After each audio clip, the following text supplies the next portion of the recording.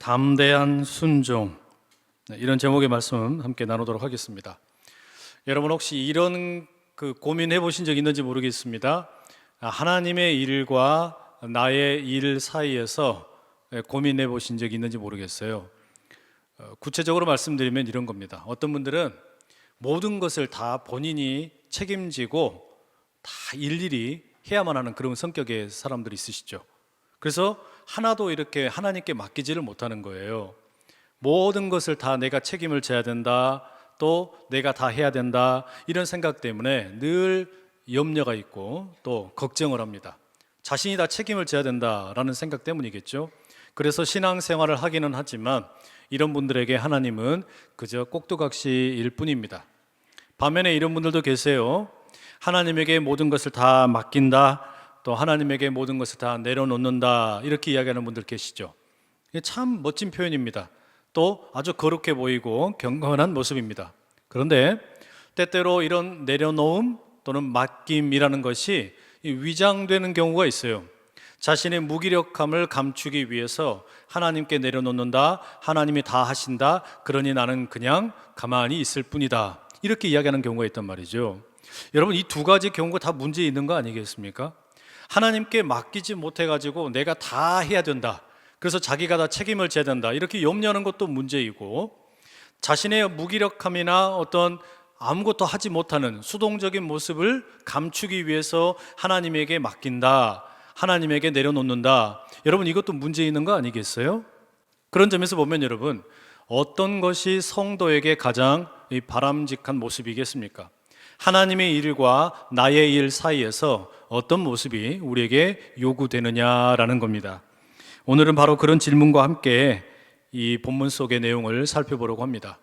이 내용은 예수님께서 어부들을 제자로 부르시는 내용이지요. 이 해안가에 배가 두 척이 있었습니다. 그 중에 배 한 척에 예수님이 올라타셨어요. 그런데 이 배가 마침 시몬, 이 베드로라는 사람의 배였습니다. 이 베드로가 자기 소유의 배가 있었다라는 것을 보면 꽤나 부자였던 것 같아요.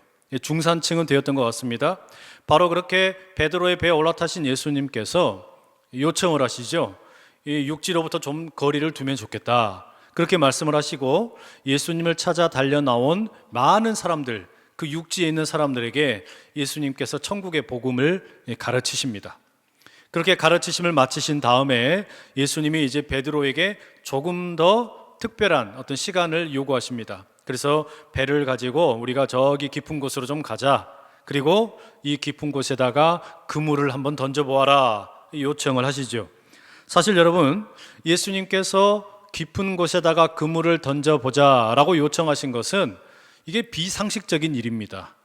이 베드로라고 하는 바닷사람이 보기에 이것은 불가능한 일이거든요. 이해할 수 없는 요구란 말이죠. 그런데도 불구하고 베드로가 어떻게 합니까? 상식적으로 이해되지 않지만 순종을 합니다. 내가 밤이 새도록 수고해가지고 물고기 한 마리도 잡지 못했지만 말씀에 의지해서 깊은 곳에 그물을 던지겠습니다, 이렇게 하지요. 그렇게 실제로 합니다. 이때부터 반전이 일어납니다. 동네 물고기들이 베드로가 던진 물고기 그물 속으로 다 몰려드는 겁니다. 저리 가자, 모여라, 다 모여들어가지고 어떻게 돼요? 그물이 찢어질 것 같습니다. 결국 옆에 있던 배가 달라들어서 함께 도와줘가지고 만선의 기적이 일어나게 됩니다. 이 일을 경험하면서 베드로가 예수님을 부르던 호칭이 바뀌게 됩니다. 처음에는 그저 말씀을 가르치는 선생님, 랍비여, 이렇게 부르다가 이제 8절에 보게 되면 예수님을 주여라고 부릅니다. 큐리오스라는 표현이에요. 예수님에 대한 호칭의 변화는 베드로가 완전히 예수님에 대해서 생각을 바꿨다라는 것이죠. 그리고서 베드로가 예수님에게 말합니다. 주님, 나를 떠나주십시오, 나는 죄인입니다 라고 이야기합니다. 여기에 대해 예수님이 이제 유명한 말씀하시죠. 무서워하지 말아라, 이제부로는 네가 사람을 취하리라. 여러분, 이 베드로와 또 다른 어부들을 제자로 부르시는 예수님의 이 부르심의 장면, 이것은 누가복음에만 나오는 특별한 내용입니다. 마태복음 4장이나 마가복음 1장에도 예수님께서 어부들을 부르시는 내용이 나오는데 거기에는 아주 간단하게 나와요. 갈릴리 해안가를 지나시다가 그물을 던지고 있는 베드로와 안드레를 부르시고, 또 조금 가시다가 그물을 깁고 있는 야고보와 요한을 부르셨다. 이게 내용의 전부입니다. 그런데 바로 이런 점에서 비교해 보면 우리가 의문점이 드는 거예요. 왜 누가복음의 저자는 마태복음이나 마가복음과 달리 이렇게 어부들을 제자로 부르시는 내용을 길게 서술했을까? 왜 첫 번째 제자들을 부르시는 내용을 이렇게 자세하게 무언가 특별한 이야기들을 곁들여서 이야기했을까라는 점입니다. 이것은 아마도 누가복음과 사도행전의 배후에 있는 이 초대교회 공동체와 관련이 있는 것 같단 말이죠.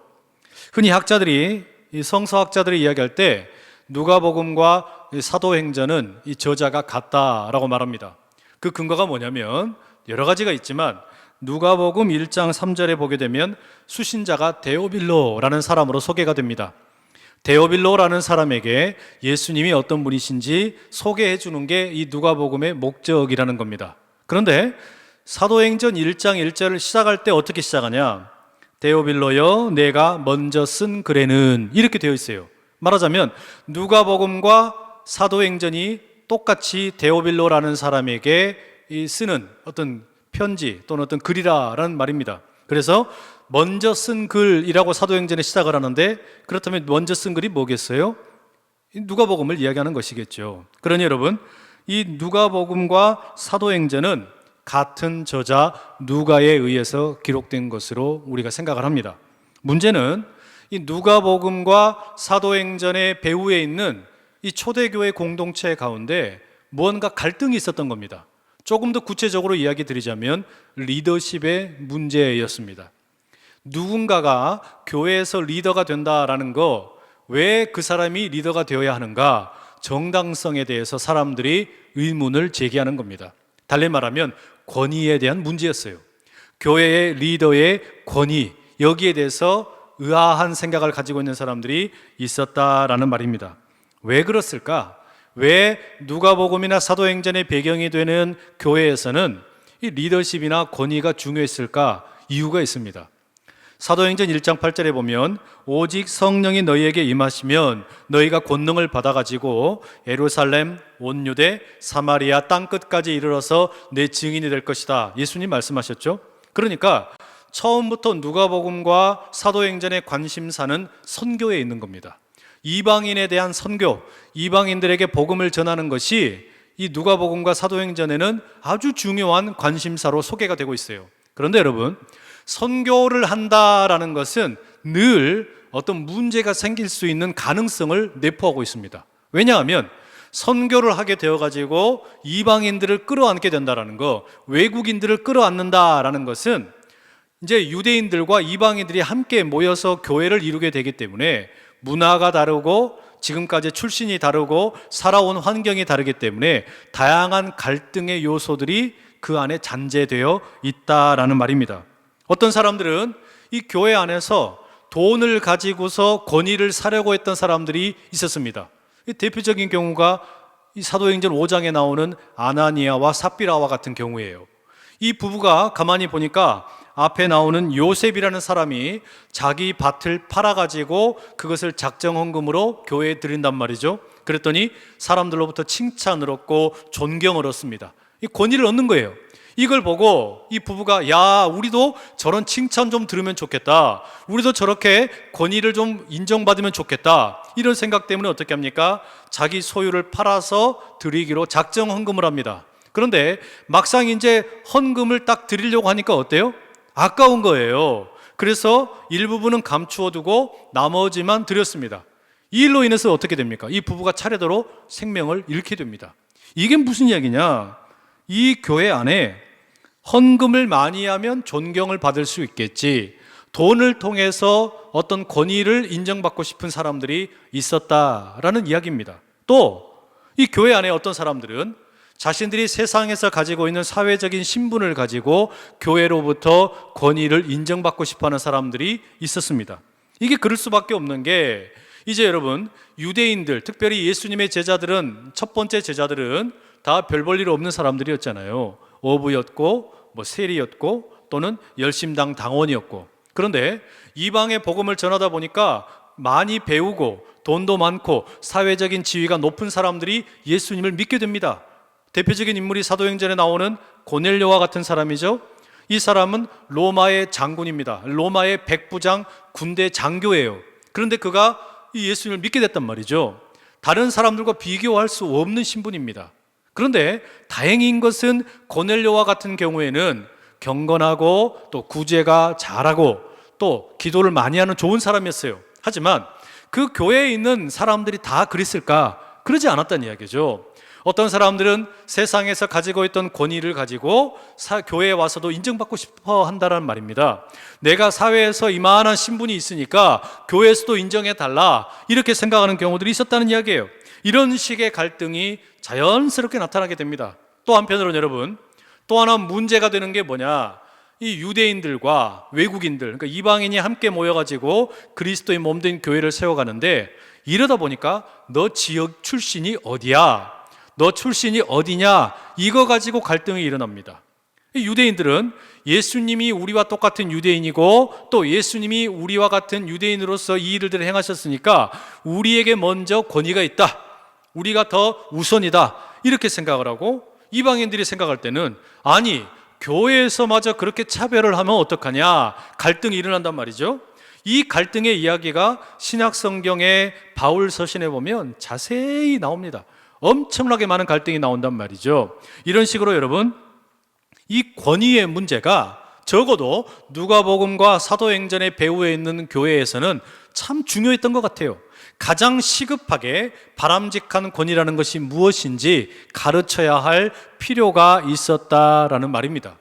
그런데 여러분, 이 권위의 문제라는 것이 2000년 전에 그 초대 교회에서만 중요한 게 아니에요. 오늘 우리에게도 이 권위의 문제는 참 중요합니다.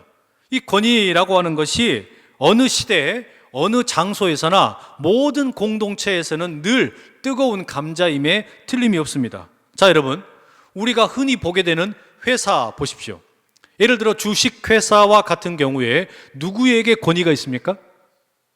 당연히 주식회사라고 하면 주식을 많이 보유하고 있는 사람에게 권위가 있겠죠. 그렇죠? 다른 거 다 필요 없어요. 누가 주식을 많이 가지고 있느냐, 그 사람에게 당연스럽게 이 권위가 주어지게 됩니다. 말하자면 이게 무슨 이야기냐면 자리가 권위를 결정한다라는 이야기예요. 자리에서 권위가 나온다라는 이야기입니다. 이게 보편적으로 일반적인 권위의 출처입니다. 권위는 어디에서 나오냐? 누군가의 특정한 자리, 거기에서 권위가 나온다라는 말이죠. 그래서 수많은 사람들이 대통령, 검찰, 판사, 변호사, 의사, 교사, 이런 자리에 올라가고 싶어하는 이유가 무엇이겠습니까? 그 자리 자체가 주는 권위가 있기 때문입니다. 나도 저기 올라가서 거기에서 주어지는 권위를 좀 누려보자, 이런 생각 때문에 많이들 경쟁하고 또 시험도 준비하고 많은 시간을 투자해서 그 자리에 올라가려고 하는 거 아니겠습니까? 말하자면 그 자리에서 자연스럽게 주어지는 권위, 이것을 꿈꾼다라는 말이죠. 그런데 현대 사회는 시간이 가면 갈수록 특정한 자리에서 나오는 특정한 권위가 점점 사라지고 있어요. 특정한 자리에 주어지게 되면 특정한 권위가 자연스럽게 자동적으로 나올 것이다, 이런 시대가 이제 점점 더 사라지고 있다는 이야기입니다. 왜 그럴까? 오늘날은요, 과거와 비교하면 완전히 새로운 권위가 만들어지고 있습니다. 당연스럽게 여겨졌던 권위가 점점 어떤 의심을 사게 되고 질문을 사게 되고 심지어 해체되기도 하고, 그러면서 새로운 권위가 일어나는 거예요. 모든 권위 위에 있는 새로운 권위가 있습니다. 여러분, 이게 뭔지 아세요? 이 새로운 권위, 모든 자리 위에 있는 새로운 권위, 이게 여러분 여론이라고 하는 겁니다. 여론. 지금은 여러분 자리에서 그냥 자동적으로 권위가 나오는 게 아니라 여론이 훨씬 더 중요해지고 있습니다. 회사에서 주식을 많이 갖고 있는 사장님이라고 해도 소용이 없어요. 대통령, 판사, 법관, 무슨 변호사, 검사 또는 의사, 교사, 이런 직책이 중요한 게 아니라 여론에 의해서 어떤 이미지가 만들어지느냐, 이게 훨씬 더 중요해진다는 이야기죠. 여론에 의해서 이 권위가 때때로 추락하기도 하고 올라가기도 한다, 이런 이야기입니다. 며칠 전에 여러분 버닝썬이라는 클럽에서 일어났던 폭행 사건이 큰 이슈가 되었죠. 이게 단순한 폭행 사건이 아니고 아무래도 무슨 마약 거래가 있었던 것 같다, 성폭행 의혹이 있다, 또는 이 업주와 또는 어떤 공권력 사이에 뭔가 뒷거래가 있었던 것 같다, 이런 식의 여론에서의 어떤 언론 보도가 있었어요. 근데 이 언론 보도로 인해서 제일 큰 타격을 입은 사람이 누구냐? 그 업주, 그러니까 이 버닝썬이라는 클럽이 아니라 어떤 의미에서는 아이돌 출신의 어떤 가수가 제일 큰 타격을 입었어요. 그 전까지는 꽤 잘 나가는 반듯한 사업가로 또 성공한 가수로 이렇게 유명세를 떨쳤고 위상이 높았는데, 여론과 함께 그 어떤 언론 보도와 함께 하루아침에 완전히 추락해버렸다는 이야기입니다. 여러분, 이게 무슨 이야기예요? 이제는 더 이상 이 권위라고 하는 것이 자동적으로 주어지지 않는다는 이야기입니다. 자리가 권위를 만드는 시대가 끝나간다는 이야기예요. 아니, 그럼 여러분, 여론이 그러면 권위의 출처냐? 꼭 그렇지도 않아요. 왜냐하면 여론이라는 것이 오늘 다르고 내일 다르기 때문입니다. 오늘은 좋다고 박수치고 환호성을 지르다가 그 다음날 어떻게 합니까? 손가락질 할 수 있는 게 여론이에요. 여론은 얼마든지 변할 수 있다라는 말입니다. 자, 그럼 여러분, 도대체 바람직한 권위, 진정한 권위는 어디서 나오는 것일까요? 이 내용을 여러분, 오늘 우리가 이 어부들을 부르시는 예수님의 부르심에서 살펴보려고 하는 겁니다. 왜 이 베드로를 비롯한 예수님의 제자들이 예수님이 십자가에 죽으시고 부활하셔서 하늘로 승천하신 후에 초대교회 가운데서 권위를 갖게 되었을까? 그 영적 권위의 비밀이 뭐냐라는 거예요. 도대체 무슨 이유 때문에 이들이 권위를 갖고 영적인 리더로서 교회에서 쓰임받게 되었냐라는 겁니다. 그게 뭘까요? 여러분, 헬라 말에서는 이 권위라는 것을 엑수시아라고 부릅니다.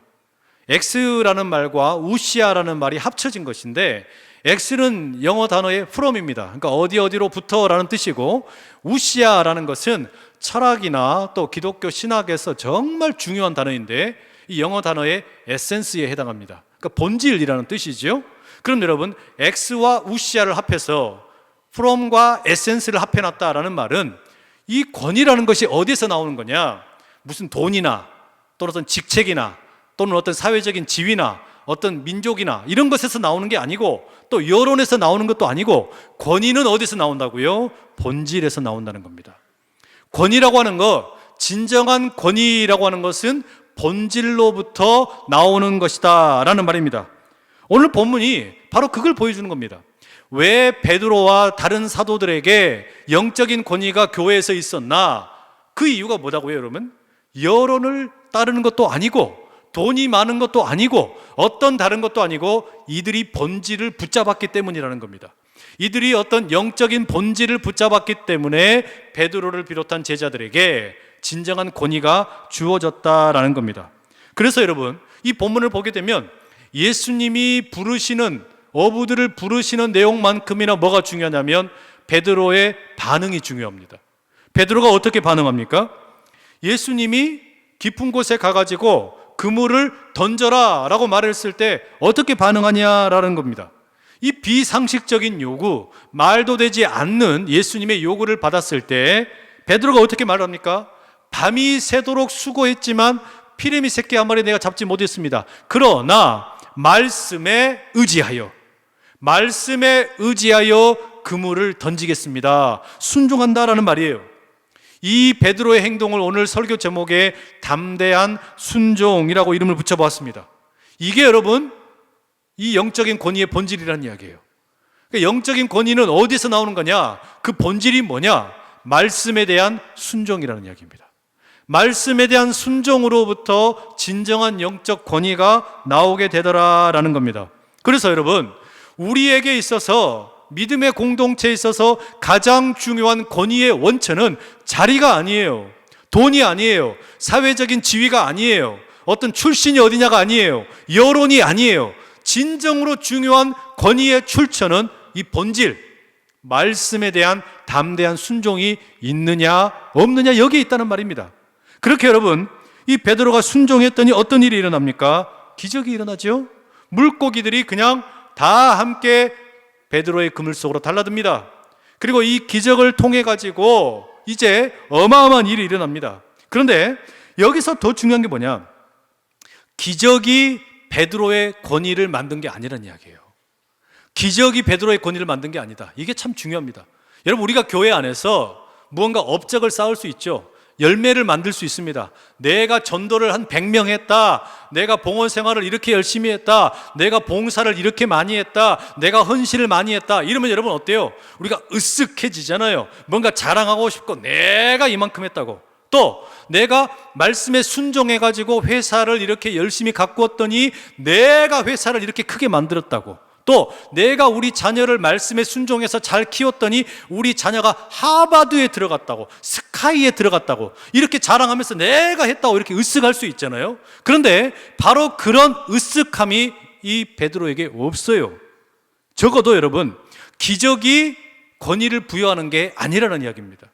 교회에서는 기적이 권위를 부여하는 게 아니에요. 오히려 영적인 말씀에 대한 순종이 진정한 기적을 만들어낸다는 이야기입니다. 그게 진정한 권위의 원천이라는 이야기예요. 여러분, 그러니까 기적이라고 하는 것은 순종의 열매지 기적 자체가 목적이 아니라는 이야기죠. 우리에게 중요한 것은 순종이지 기적이 아니라는 이야기입니다. 말씀에 대한 순종이 우선이지 기적 혹은 열매가 먼저가 아니라는 이야기예요. 열매, 기적은 때때로 시간의 간격을 두고 나타날 수가 있습니다. 내가 지금 말씀에 순종을 했는데 지금 당장 열매가 맺히지 않을 수 있어요. 기적이 일어나지 않을 수 있어요. 그러나 중요한 건 뭐냐? 순종했느냐 하지 않았느냐 이거예요. 저는 여러분 이것을 늘 기억하려고 애를 씁니다. 왜냐하면 아무리 생각을 해봐도 제가 안산제일교회를 섬기고 있다는 게 기적이에요. 근데 이게 어떻게 해서 저에게 주어진 어떤 기쁨일까? 이건 아무리 생각을 해도 부모님께서 먼저 말씀에 순종을 하셨는데 그 말씀에 대한 순종이 뒤늦게 저에게 주어진 열매가 아닌가, 이렇게 생각할 수밖에 없다는 이야기죠. 그러니 여러분, 우리는 기적이 목적이 아니라 순종이 목적인 겁니다. 말씀에 대한 순종이 우선이에요. 말씀에 순종했더니 기적 혹은 열매는 그냥 따라오는 선물이라는 것이지요. 사랑하는 여러분, 이런 참된 영적인 권위가 우리 모두에게 있기를 축복을 합니다. 이게 왜 중요하냐면, 아무리 여러분 가수 출신이 사업을 잘한들 가수로서의 권위는 없는 겁니다. 가수의 권위는 어디에 있는 거냐면 가수의 본질, 노래에 있다는 이야기예요. 가수의 본질인 노래를 얼마나 잘하냐, 거기에 가수의 본질이 있다는 이야기죠. 마찬가지입니다. 성도의 권위가 어디에 있는 거냐? 성도의 권위는 돈이 얼마나 많으냐, 또는 사회적인 신분이 얼마나 높냐, 또는 여론이 얼마나 좋냐, 또는 출신이 어디냐, 여기에 우리 성도의 권위가 있는 게 아니에요. 교회의 권위가 거기에 있는 게 아니에요. 성도의 진정한 권위는 말씀에 대한 담대한 순종에 있는 줄로 믿습니다. 여러분, 이걸 우리가 늘 기억해야 된다는 이야기죠. 내가 지금 말씀에 얼마나 순종하고 있느냐, 여기에 우리의 영적 권위에 성패가 달려있다는 이야기입니다. 앞서서 말씀드렸던 것처럼 또 하나 살펴볼 게 뭐냐, 이 베드로의 반응입니다. 기적이 일어났을 때 어떻게 반응하느냐. 베드로가 이 기적이 일어났는데 그렇게 수없이 많은 물고기들을 잡게 되었는데 어떻게 반응합니까? 주여, 나는 죄인입니다, 나를 떠나십시오, 이렇게 이야기해요. 나 죄인입니다, 떠나십시오. 여러분, 이게 뭡니까? 공로를 자신의 것으로 돌리지 않는 겁니다. 자신이 잡은 그 어마어마하게 많은 그 물고기들, 이것을 자신의 공로로 주장하지 않고 이것은 오히려 나의 죄악됨을 고백하는 것일 뿐이다라고 이야기하는 겁니다. 앞서 말씀드린 것처럼 교회 안에서 내가 수많은 사람들을 전도할 수 있어요. 봉헌을 많이 할 수 있어요. 온갖 많은 것들에 봉사할 수 있어요. 또 보이지 않는 자리에서 섬길 수 있어요. 그런데 그것이 여러분 우리에게 어떤 열매로 어떤 자랑할 것이 아니라는 이야기예요. 그게 여러분 우리에게 자랑할 것이 아니고, 사업이 번창하게 되었다고 자랑할 게 아니고, 자녀가 좋은 대학에 들어갔다고 자랑할 게 아니라는 이야기예요. 오히려 그걸 보면서 뭐라고 이야기한다는 말입니까? 주님, 이건 내가 한 게 아니에요. 내가 말씀에 순종했을 뿐인데 어떻게 이런 일이 일어났을까요? 어떻게 이렇게 우리 사업장이 2배, 3배 성장을 할까요? 어떻게 이렇게 많은 사람들이 전도가 되었을까요? 어떻게 내가 이렇게 많이 드릴 수 있었을까요? 주님, 나는 여전히 죄인일 뿐입니다. 이 고백을 하는 거란 이야기예요. 베드로가 지금 그걸 하는 겁니다. 여러분, 이 겸손한 고백 속에 영적인 권위가 있는 겁니다. 영적인 권위라고 하는 것은 결국 여러분 어떻게 나타나는 겁니까? 정리해보면 2가지예요. 말씀에 대한 담대한 순종, 그리고 때때로 나타나는 열매, 기적, 이것을 나의 것으로 돌리는 게 아니라 그것은 하나님의 것입니다 고백하는 그 겸손 속에 영적인 권위가 있다라는 말입니다. 바라기는 여러분, 우리에게 이런 깊은 영성이 자리할 수 있기를 축복합니다. 아무리 내가 내 스스로 권위를 높이려고 해도 다 소용없어요. 결국 여러분, 진정한 권위는 하나님이 주시는 거니까, 하나님이 주시는 거니까 말씀에 순종함으로 영적인 권위가, 또 때때로 열매를 맛보았다 할지라도, 기적을 맛보았다 할지라도 그 모든 것을 하나님께 돌려드리는 이 겸손함이 우리에게 있기를 간절히 축복합니다. 저는 이 베드로의 모습이 너무 아름다워요. 그 말씀에 담대하게 순종을 했지요. 기적을 경험했지요. 그럼에도 불구하고 자신이 죄인이라고 고백을 하지요. 그러자 예수님께서 어떻게 반응하시는지 보십시오.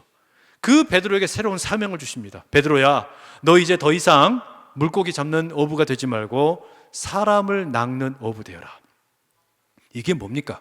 이게 새로운 사명이에요. 진정한 권위를 얻었더니 새로운 사명이 주어지는 겁니다. 담대하게 순종을 했더니 비로소 새로운 사명이 주어지는 거예요. 하나님 안에서, 그리스도 안에서 새로운 사명을 발견하는 겁니다. 여러분, 이걸 주목하세요. 본질을 붙잡고 새로운 참된 권위를 알게 되니까 진정한 사명이 따라옵니다.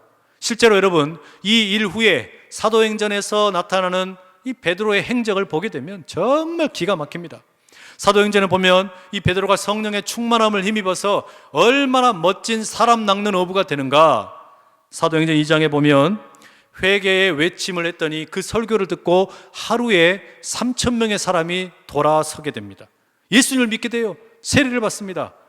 2장, 3장에 보게 되면 이 구걸하는 성전 미문에서 구걸하고 있는 이 걷지 못하는 사람을 만나게 되는데 그 사람에게 뭐라고 말합니까? 나사렛 예수의 이름으로 명하노니 일어나 걸어라. 기적의 주인공이 되는 거예요. 사도행전 4장에 가면 대제사장이나 또 많은 관리들이 모여있는 공회 앞에서 뭐라고 이야기합니까? 베드로가 담대하게 선포합니다. 다른 이름으로서는 구원을 받을 수가 없나니 천하 모든 사람들 가운데 구원받을 만한 다른 이름을 우리에게 주신 일이 없다. 구원의 유일성을 선포합니다. 또 사도행전 9장에 가면 욥바에 사는 다비다라는 여자 제자가 있는데 이 여제자가 세상을 떠나게 됩니다. 죽었어요. 그런데 이 여제자가 살아있는 동안에 얼마나 구제를 많이 하고 섬김을 잘했는지 주변 사람들이 다비다 좀 살려주세요, 살려주세요 이야기합니다. 그러자 이 베드로가 마치 예수님이 나사로를 살린 것처럼 다비다야 일어나라 했더니 어떻게 됩니까? 기적이 일어나는 거예요. 다비다가 일어나는 겁니다. 예수님처럼 죽은 자를 살리는 기적을 베드로가 베풀었다는 이야기예요. 10장에는 또 어떤 이야기 나옵니까? 로마의 군대 그 백부장 장군 이 고넬료와 그의 집안이 예수님을 믿고 회개하려고 하니까 그들을 주님께로 이끌어주는 마중물이 됩니다. 그들에게 예수님을 가르치고 세례를 베풀고 성령의 임재를 위해서 기도한다는 이야기예요. 또 사도행전 15장에 가게 되면 사도들이 함께 모여가지고 예루살렘에서 회의를 합니다. 이 복음을 과연 우리가 이방 땅에 전해야 할 것인가 말아야 할 것인가, 이방 사람들에게 복음을 전해야 할까 말까, 이 고민을 하면서 옥신각신 다투고 있을 때 베드로가 일어나서 뭐라고 얘기합니까? 사도들이여, 우리 복음은 예루살렘과 온 유대와 사마리아와 땅끝까지 가야만 합니다. 그게 하나님의 뜻입니다. 이방 선교의 문을 활짝 엽시다. 바로 그 베드로의 선언과 함께 선교의 문이 활짝 열렸다는 이야기예요. 그리고 오늘 전 세계에 이 복음이 퍼지게 되었다는 이야기 아닙니까? 여러분, 얼마나 멋있습니까? 그 주님의 말씀에 담대하게 순종 한번 했더니 열매가 맺어졌는데, 기적이 맺어졌는데 겸손하게 주님의 것이라고 돌려들었더니 새로운 사명자가 되었다는 이야기예요. 새로운 사명자가 되어서 처음에는 상상할 수도 없었던, 어부의 시절에는 상상도 할 수 없던 정말 기가 막힌 인생을 이 베드로가 살았다는 이야기입니다. 여러분, 바라기는 우리도 이런 참된 영적인 권위자로, 참된 영적인 사명자로 살아가는 은혜가 우리 모두 가운데 있기를 간절히 축복합니다. 설교를 시작하면서 그런 이야기 드렸죠. 과연 우리는 하나님께 맡기지 못하고 모든 것을 다 내가 해야만 되는, 내가 다 책임을 져야만 되는, 그래서 늘 실패할까 봐 두려움에 떠는 그런 인생을 살 것인가? 아니면 하나님에게 다 맡긴다고 말하면서도 사실은 자신의 무기력감을 감추기 위해서, 아무것도 할 수 없는 것을 감추기 위해서 내려놓는다, 맡겨놓는다 이야기하면서 하나님이 다 하시니까 나는 아무것도 할 필요 없다 이렇게 말하면서 살 것인가? 어떻게 살아야 됩니까, 여러분? 사실 그 문제의 정답은 이 담대한 순종과 권위와 사명 속에 들어 있습니다. 무슨 이야기냐면, 여러분, 우리가 고린도후서 5장 17절의 말씀처럼 누구든지 그리스도 안에 있으면 새로운 피조물이 된다고 이야기합니다. 이게 무슨 이야기냐면, 우리가 하나님 안에 거하기만 하면, 우리가 예수님 안에 거하기만 하면 그 안에서 우리가 하는 모든 일은 이제 내 일이 아니라 하나님의 일이라는 이야기예요. 내가 주님 안에 거하기만 하면 내가 하는 모든 일은 이제 그때부터 나의 일이 아니라 하나님의 일이 되신다는 이야기입니다. 베드로를 보십시오. 베드로가 순종했을 때, 깊은 곳에다 그물을 던져라 했을 때 그물을 던진 것은 베드로입니다. 그 그물을 내린 것은 베드로예요. 그러나 그물을 던진 이후의 모든 결과, 그 책임은 누구에게 있는 겁니까? 하나님에게 있는 겁니다. 예수님에게 있는 겁니다. 일한 것은 베드로이지만 실제적인 일은 하나님의 일이라는 이야기예요. 이게 여러분 지금 제자의 일이라는 말입니다. 이게 성도의 삶이라는 이야기예요. 우리가 어떤 삶을 살아야 되는 거냐? 예수님 안에 거하는 게 우선이라는 이야기예요. 예수님 안에 거한다는 게 뭡니까? 순종입니다. 말씀에 귀를 기울이는 거예요. 내가 예수님 안에 거한다는 게 다른 게 아닙니다. 어떻게 예수님이 어디 계신지도 모르는데 어떻게 우리가 예수님 안에 거하느냐? 주님의 말씀에 대범하게 순종하고, 그리고 그때부터는 내가 이제 깊은 곳에 그물을 내리는 겁니다. 그런데 그물을 내리는 이것이 내 일이 아니라 주님의 일이라는 이야기예요. 이 담대함을 가지고 무기력하게 멈춰 있지 말고 주님께 다 맡겨드린 채 힘있게 우리의 일을 최선을 다해 감당하는 성도님들 다 되시길 축복합니다. 중요한 것은 우리가 귀를 기울이는 거예요. 말씀에 귀를 기울이고 주님께서 우리 가운데 말씀하시는 것에 순종함으로 그때부터는 그물을 내리는 것은 나지만 그 일은 내 일이 아니라 하나님의 일이 됩니다. 그러면 하나님께서 열매를 맺게 하십니다. 열매를 맺든지 열매를 맺지 못하든지, 기적이 나타나든지 나타나지 않든지, 이것은 이제 다 하나님 책임이에요. 어떤 결과가 되었든지 간에 하나님께서 알아서 하신다는 말입니다. 공부를 할 때도 내가 지금 공부하는데 이게 내가 그냥 공부하는 게 아니라 하나님의 말씀에 순종함으로 공부하면 결과가 무엇이 되었든지 최선을 다해서 하게 되면 이건 하나님의 일이 됩니다. 내가 하나님 안에 거하면서 사업을 하면, 이 사업을 하면서 최선을 다했을 때 이것은 내 일이지만 하나님의 일이라는 이야기예요. 결과가 어찌 되었든 내어 맡길 수 있는 그 은혜가 있기를 축복합니다. 이제 여러분, 우리에게 남는 건 딱 하나밖에 없습니다. 내가 그물을 던져야 할 깊은 바다가 어디냐라는 거예요.